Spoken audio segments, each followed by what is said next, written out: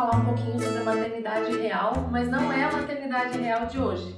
É a maternidade real de alguns anos atrás, né, vó? Essa aqui é a minha avó, o nome dela é Olga Piazeira Maicher, mais conhecida como Dona Olga, carinhosamente pelos amigos e familiares. E eu resolvi trazer ela um pouquinho para contar um pouquinho para vocês como é que era antigamente. Vó, começa contando um pouquinho sobre o que tu fez na tua vida, porque para quem não sabe, minha avó tem duas graduações, uma pós-graduação, coisa que é raro de encontrar para alguém de 83 anos. Então, fala um pouquinho primeiro sobre o que você estudou, como é que foi tua vida antigamente, depois da chegada dos filhos, e a gente vai trocando algumas informações. Olha, Ana Paula, eu agora, enquanto você falava, eu me lembrei de um detalhe que é importante a gente colocar rapidamente de início. Eu gostaria de quebrar um tabu, porque a mulher até há pouco tempo atrás foi vista assim como submissa, e às vezes até um tanto omissa, dependendo da situação. Submissão é o que mais é o tema mais batido.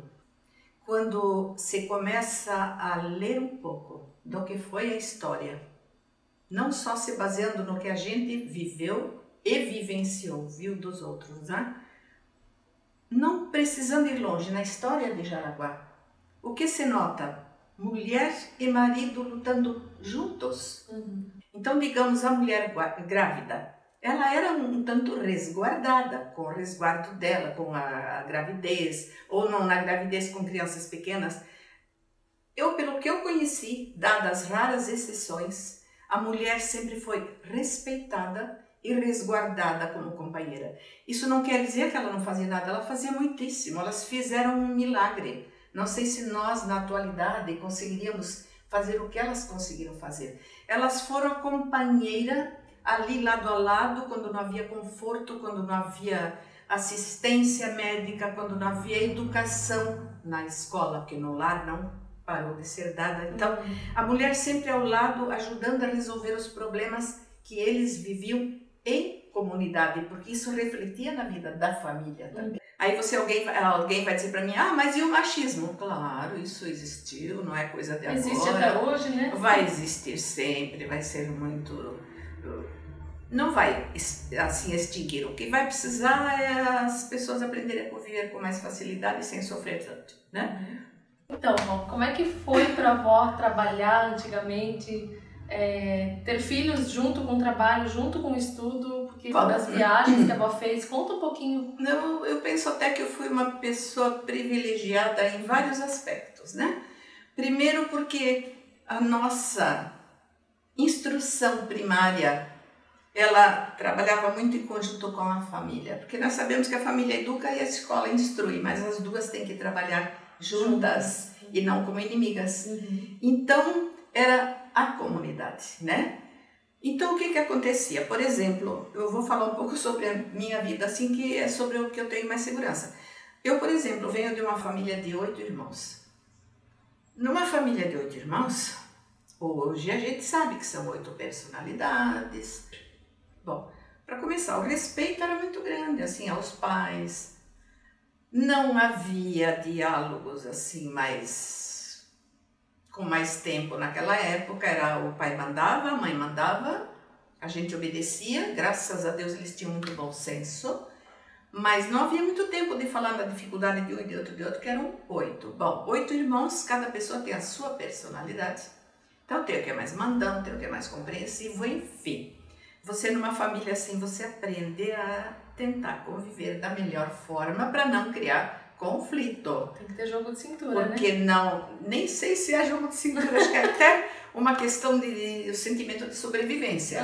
Porque naquela época a gente não tinha ideia, né? Então, claro, os pais mantinham a disciplina, mas a gente teve que aprender a conviver com aquelas situações e muitas vezes não dava para falar o que você gostaria ou da maneira que você gostaria.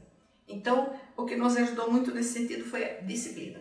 Nos ajudou muito, que eu acho que também não deve faltar em nenhuma etapa da vida, em qualquer geração, né? Naquele tempo, criança trabalhava sim, os pais eram sensatos, também não davam atividades além da capacidade de cada pessoa.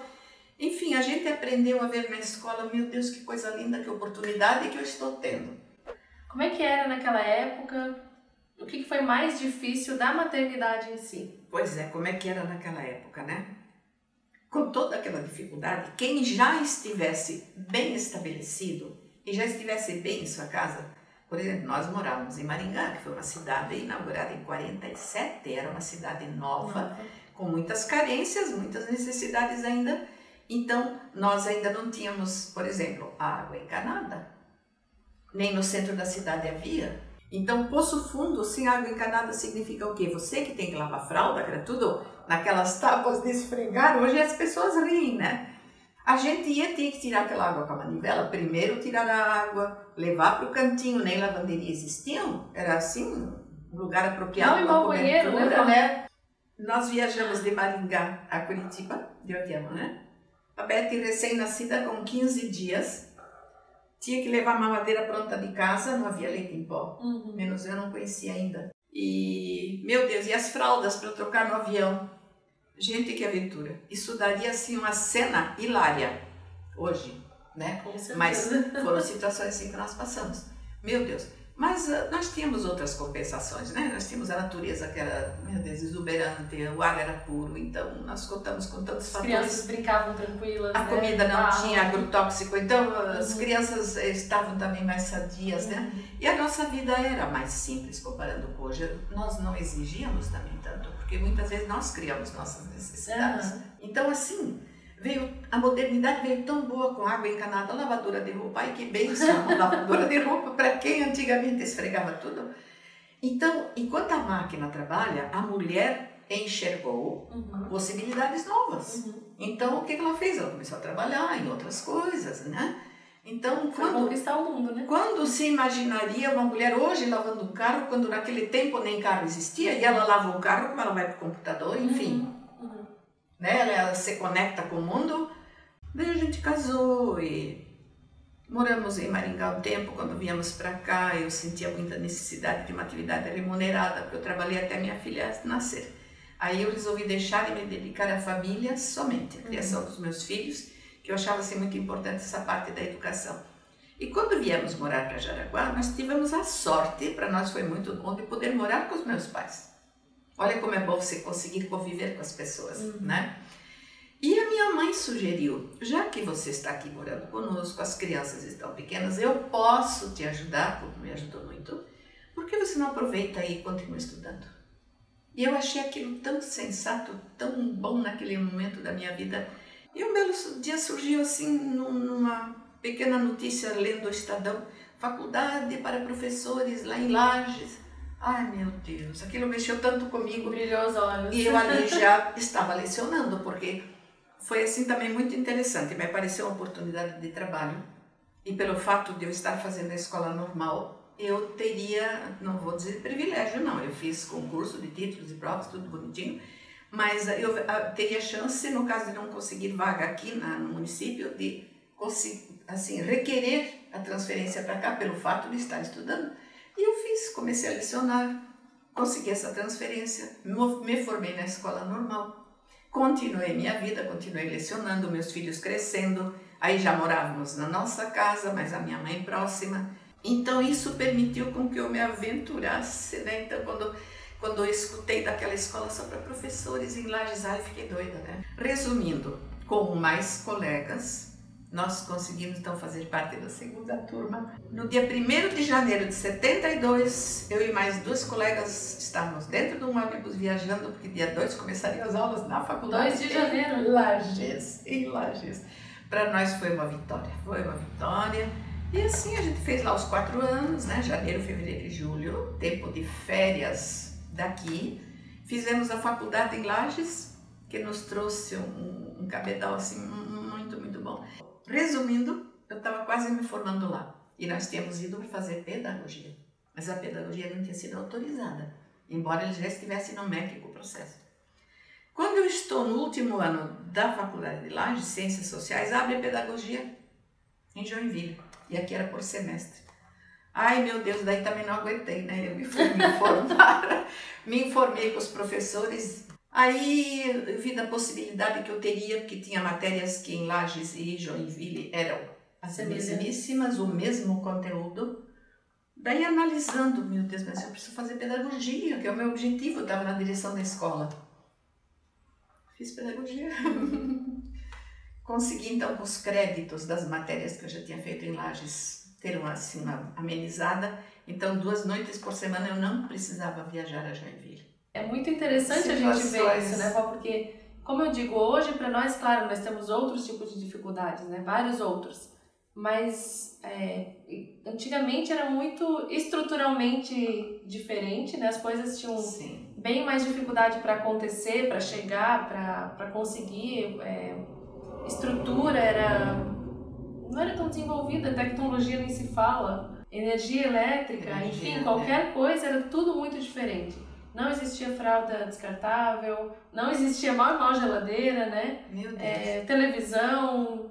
As crianças brincavam na rua, telefone, era tudo com cartas, né? A carta às vezes levava 3 meses de Maringá aqui, não, hoje ninguém acredita nisso. Imagina, né?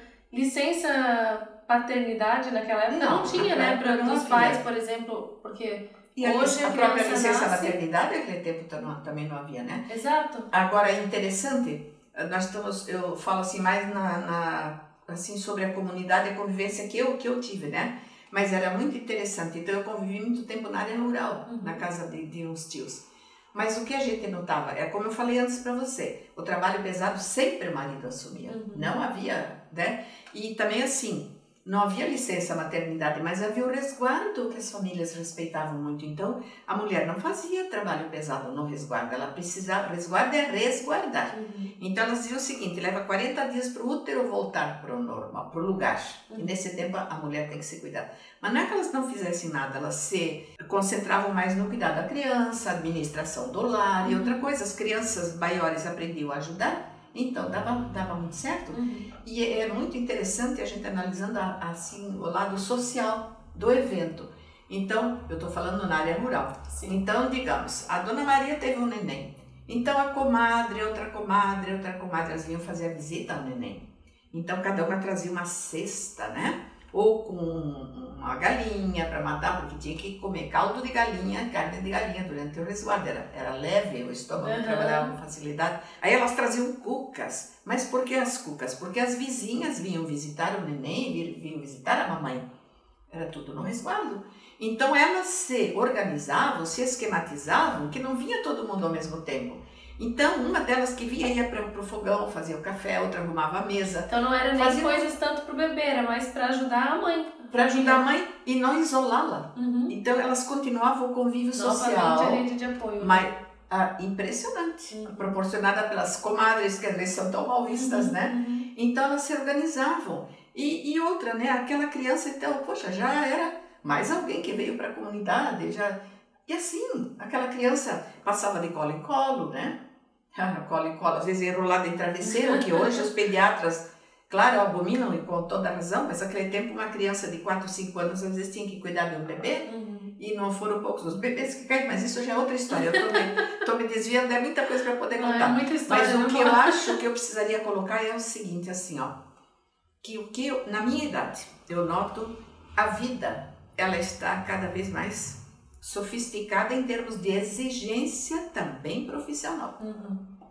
Então, a necessidade de buscar conteúdos sadios, né? Agora, volto àquela base, bom senso, responsabilidade em toda atividade e nunca esquecer a família, ao menos eu interpreto assim, sempre como prioridade, e você consegue. Porque se você cultiva a compreensão em família, enfim, aquela necessidade que às vezes você tem de se ausentar e que talvez não fosse o mais apropriado naquele momento, mas se houver a compreensão, a superação ajuda a você conseguir chegar lá. E a necessidade de realização, ela sempre existiu, ela não é recente, a mulher sempre teve que ser realizada. Sabe, Ana Paula, eu preciso assim agradecer por 2 motivos, agradecer a Deus pelas oportunidades que eu tive, né? E sempre agradeci para o meu marido também, porque eu vou, a compreensão que ele teve, a força que ele me deu, atravessamos problemas, tudo bem, mas ele sempre favoreceu muito assim as decisões, que também não foram só minhas, as nossas decisões sempre foram tomadas a dois. A dois. Analisávamos os prós e os contras, mas tudo na vida, se você fica com medo das dificuldades, você não realiza nada. Então, o que ajuda, assim, influi muito nisso? Essa camaradagem que tem que haver também. O casal tem que se apoiar, né? A parceria, a compreensão, porque momentos difíceis tem tanto na profissão do marido quanto da mulher, né? E se os dois dialogam e conversam a respeito e de fato reconhecem que está certo, os problemas existem, mas nós estamos aqui, nós somos seres humanos, nós somos racionais, vamos conversar. Então, sempre se consegue chegar a bom termo. Meus pais moravam aqui pertinho, então eles foram um suporte muito grande para mim, porque as crianças tinham convivido com ele desde sempre, desde pequenininhos. Então, a nossa constelação familiar aqui, ela se ajudou, ela veio de encontro, né? Então, eu sabia que eles não estariam sozinhos. Foi difícil, não vou dizer que não. Então, é viagem a Lages, ou então o teu avô viajava a Lages assim, quem podia viajava para se ver. Mas foram 4 anos, claro, de bastante sacrifício, de um esforço muito grande, mas valeu a pena. Isso que a Val falou agora, deixa eu interromper um pouquinho, me veio uma palavra que a gente fala muito, que é a necessidade da mãe, hoje em dia, não só hoje em dia como antigamente, né?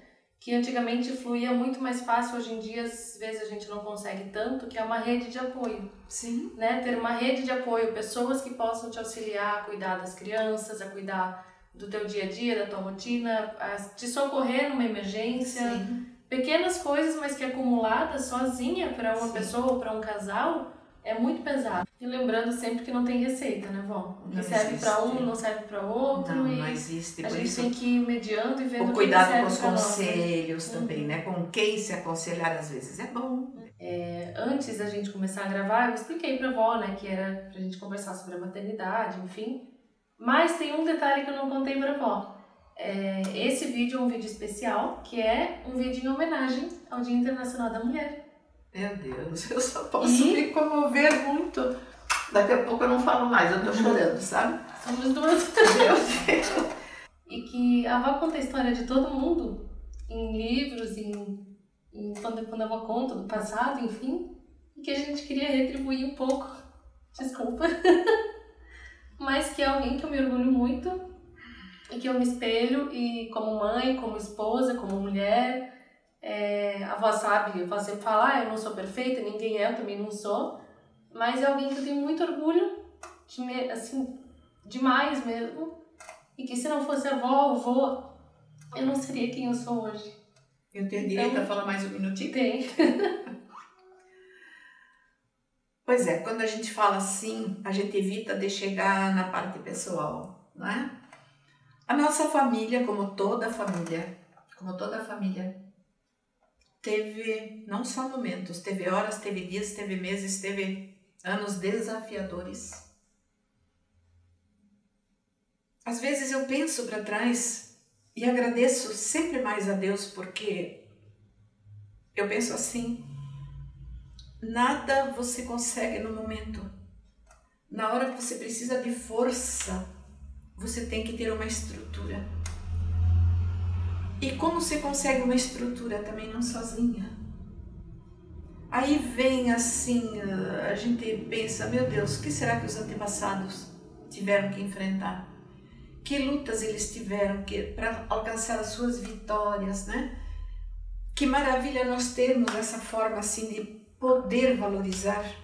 Ontem eu recebi um telefonema de uma grande amiga que eu não vejo há muitos anos, ela tem 80 anos. Foi muito bom podermos conversar e cada vez a gente lembra que, de fato, a base familiar é tudo, né? Então, quando eu lembro, Ana Paula, foi difícil nossos períodos? Foi muito difícil. Conseguimos superar? Demorou, né? Claro, levou o seu tempo. Mas eu me lembro que quando elas eram pequenas eu dizia, querida, o que nós estamos passando agora, um dia na tua vida vai te servir para ajudar pessoas. Ajuda na construção, vamos olhar por esse lado, lembra? Que a gente analisava. A gente chorava. Até hoje, né? Ainda hoje eu choro. Vocês também, né?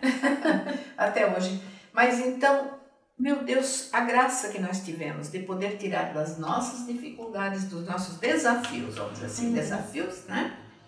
Algo que não nos fizesse esmorecer, né, Ana Paula? Pelo contrário, eu penso que nossas falhas nós procuramos evitar, os acertos nós procuramos multiplicar, né? E no final eu penso que o resultado é mais positivo, né? Sem pensarmos naquilo que não foi assim tão fácil. Mas com isso nós crescemos, eu penso que ao redor de nós muitas pessoas cresceram. E outra coisa, essas situações que nós passamos não foi privilégio nosso, toda a família passa, né? Feliz da família que consegue conversar como nós conversamos. Expor as suas dificuldades, que às vezes a gente não gosta de expor por amor próprio, por vergonha, por essa coisa, né? Mas, e principalmente, alimentar e conservar essa maturidade que a gente pretende passar para os nossos descendentes, né? Gente, acho que eu falei demais, eu vou começar a chorar. Não, mas é isso, vó, obrigada. Uma grande alegria, uma grande entrevista. Alegria. Eu me sinto muito gratificada, assim, por tudo. Não, como eu falei, a avó conta sempre a história de todo mundo. Acho que não nos custava falar um pouquinho da história da avó também. Mas foi uma grande surpresa, de fato. Meu Deus, só posso agradecer. E a vocês que nos ouviram também. Esperamos ter passado algo que possa ajudar a construir. Não, a gente só tem a agradecer, porque comparar esse passado com esse presente, e a avó sempre fala isso, né, que tudo tem um motivo para acontecer, e realmente, eu às vezes falo isso até para os meus pacientes, né, isso já se tornou algo interno meu, assim, e realmente, se eu não tivesse passado por tudo que eu passei na minha vida, a avó pela avó, enfim, eu não seria quem eu sou hoje, né? E eu não teria talvez tido tanto apoio como eu tive, não teria tido tanto... E aqui eu gostaria de fazer um pequeno comentário, porque, meu Deus, eu fico tão feliz. Um dos meus sonhos era ser psicóloga, eu não consegui. É mesmo? Sim, Que não consegui. Além de professora, eu queria ser psicóloga, não consegui. Minha neta é psicóloga, tenho vários netos indo assim nesse caminho do entendimento humano, enfim, né, das ciências nesse sentido. Isso me deixa muito feliz, muito feliz. E o que eu gosto assim de ressaltar e repetir é essa sensibilidade. E a gente vê que também de coisas que nos aconteceram e que na época nós consideramos negativas e muito dolorosas, nós conseguimos tirar algo que dê para trabalhar para que outras... Transformar em força, né? Justamente, e também assim, para poder ajudar outras pessoas, fazê-las ver que não é impossível, eu sobrevivi, você também vai sobreviver, né? Os desafios vão mudando, vão ficando mais sofisticados, mas é aquela base que você tem que ter e a certeza de que a gente está no caminho certo, né? Usar sempre muito bom senso, muita responsabilidade. E o orgulho que eu sinto agora, tem que tirar um pouco de lado, porque não vou sentir mais. Obrigada, é uma alegria muito grande, meu amor, muito grande. Meu Deus do céu. Bom, espero que vocês tenham gostado, né?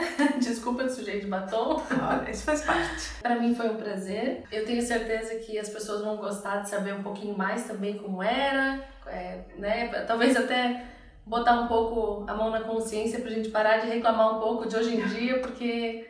eu sei que cada um tem o seu peso a carregar, mas a gente não vai conseguir resolver muita coisa se a gente ficar focando no problema e não na solução, né?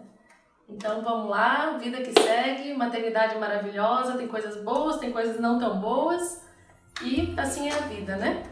Um beijo e até mais. Muito obrigada.